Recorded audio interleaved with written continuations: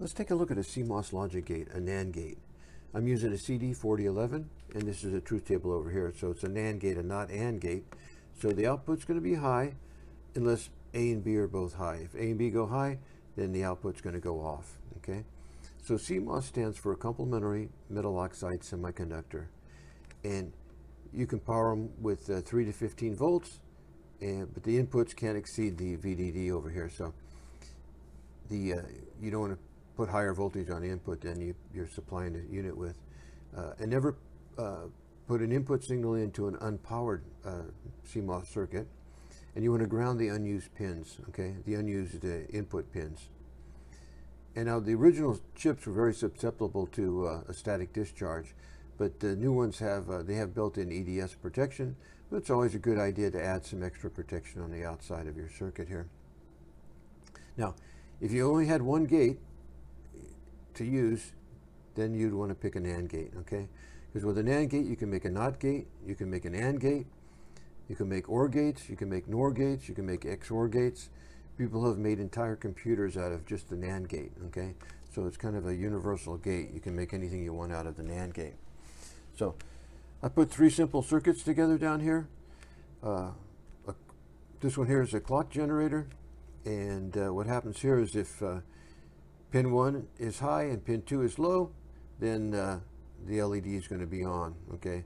3 is going to be go high, and LED is going to turn on. And when that turns on, it's going to start to charge the C1 through R1 here. And when C1 gets charged up, then pin 2 is going to go high. And when pin 2 goes high and pin 1 is high, then the LED is going to turn off. And when that turns off, it's going to start this all over again. So it's just going to flash this light on and off, okay? And you can set it up very fast, so you don't have to have without the LED, and have make a clock generator out of it. And then this circuit here, I didn't put it on the board here, but I set it up on the scope, and you put a sine wave in, and you get a nice square wave out. So here it is here.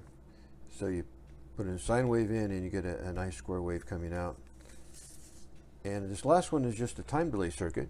So when the switch is open, pins 1 and 2 are going to be off, no power to them, so the LED is going to be lit. And when you close the circuit, there's going to be a time delay, and then this will eventually go out here. Now, if you wanted it to work the opposite way, you would just use an AND gate like this. Put another, put a NOT gate over here, would turn this into an AND gate, and then the LED would work the opposite way. So I set it up over here. So here it is here. This is the little clock generator here. You can see it just flashing the light on and off, depending on the capacitor and the resistor there. And this one here is our time delay. So if I put this into the power here, then eventually that light should go off. So it's going to go off. I don't know. Oh, there it goes. Okay.